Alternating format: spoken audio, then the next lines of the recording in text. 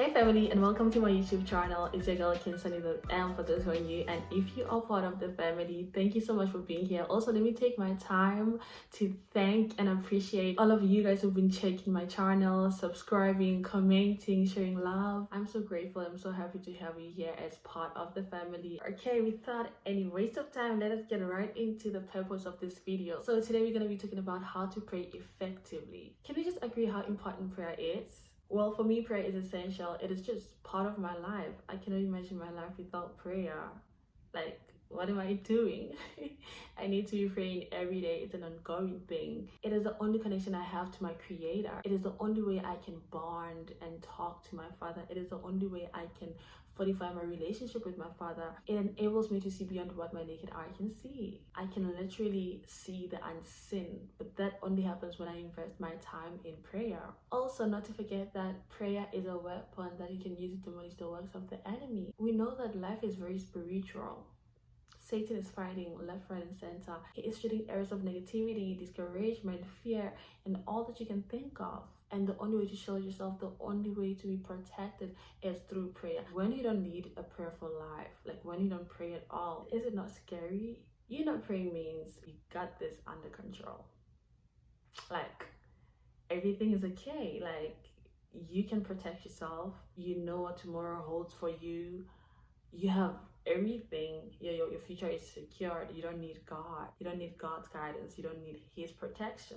So it is important for us to include God in our everyday lives. I am gonna share 5 tips that have helped my prayer life to be effective, and I really hope they'll do the same for you. Point number 1, the secret place.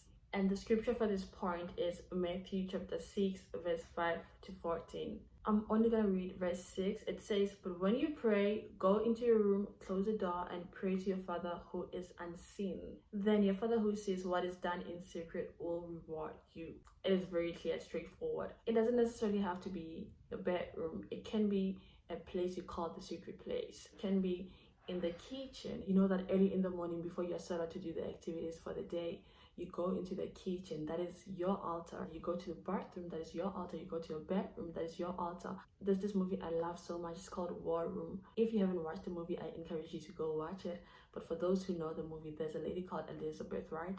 And she was just going through a lot in her marriage until she couldn't take it anymore. Then she went to her closet, removed everything, her shoes, her clothes, everything that she had in there, and turned it into a war room. That is where she'd pray. That is where she'd fight in prayer. So that was an altar for her. Second point, you have to acknowledge God in everything. And my reference for this one is the same book, Matthew chapter 6, verse 19 to 13. I'm not going to read the whole thing. You already know the prayer. Our Father who art in heaven, hallowed be your name. So the first lines of the prayer, you are literally acknowledging God. Our Father who art in heaven, my God who is in heaven, hallowed be your name. Hallowed be your name means you are unique, you are sacred, you are holy. You are acknowledging who God is in your life. That shows that you know Him. That shows that you really have a deep relationship with your Father. You know who He is. If someone was to come and ask you, who do you think God is? You're going to be able to say, He is my Father who art in heaven. His name is holy. His name is righteous. He is the beginning and the end. He knows the end from the beginning. So before you go on and tell God about how your day went and how sad you are and how angry you are and how disappointed you are, you want to acknowledge Him first. That shows a different level of respect. It shows that you respect Him. It shows that you love Him. It shows that you're invested in this relationship, not only for the benefits, but for who He is. And just to add on, I also love the third line of the prayer, your kingdom come, your will be done on earth as it is in heaven. That means, Lord, I surrender. I surrender all that I have. I surrender to you. Let your will be done. You have a final say. And I believe this is why Jesus taught the disciples this prayer, because He knew its effectiveness. Then the third point, be sincere, okay? Open your heart. Like I said, He is your Father, and He wants to be involved in every detail of your life. He wants to be there for you. He wants you to talk to Him as well. What is a relationship? A relationship is effective when 2 people are invested, when 2 people are communicating. That's why He says in the Bible, let us reason together. Come to me as you are. Let us reason together. What is your case? I want to be involved. I want to help you. Are you a sinner? Talk to me. What is it that is holding you back? I want to help you. I'm your father and you are my son. You are my daughter. So be sincere. Don't hide things from God. Besides, what are you hiding? Because he already knows. He knows you. He's the one who formed you in your mother's womb. So you cannot hide anything from him. You can hide. You can hide from us. You can lie to us. You can do all these sorts of things to us, to people. But when it comes to God, you cannot hide anything. He knows everything about you. He knows the total number of your hair. So if you're going to have an effective prayer, a productive prayer, you must be sincere. And for this one, I'm going to reference the book of 1 Chronicles chapter 4. I talk about this prayer so much. This is the prayer of Jabez. I always reference this prayer whenever I talk about how important prayer is. You read for yourself, but it's a very interesting book. This is the man who's been suffering, right? And Jabez means born out of pain. So it kind of gives us the background of who he was. He was suffering until he got tired of it, until he couldn't take it anymore, and he went to God, right? And let me show you something. Before he cried about his suffering and how he wants God to bless him, he acknowledged God first. Read it and you'll see. It says, Jabez cried out to the God of Israel. Jabez is acknowledging God as the God of Israel. In other words, Jabez is saying, Lord, I've seen you delivering the Israelites from the pain, from the tribulation. You heard their cries. So I'm here as well and I'm crying. And because I've seen you rescuing the Israelites, I believe in my heart that you're going to do the same for me. That was Jabez's prayer. He acknowledged God and then he was sincere that, hey, I've been in pain. I can't take this anymore. Bless me.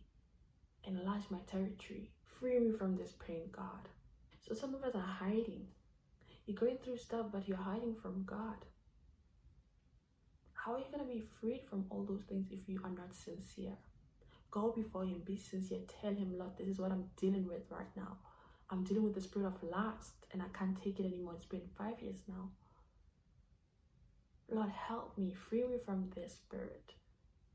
I've been sick. Free me from the sickness. Be sincere. Sometimes God is just going to hold back until you approach him and pour it out to him. Not that he doesn't want to help, but he wants you to understand that you are in a relationship with him, and a relationship is a two-way street.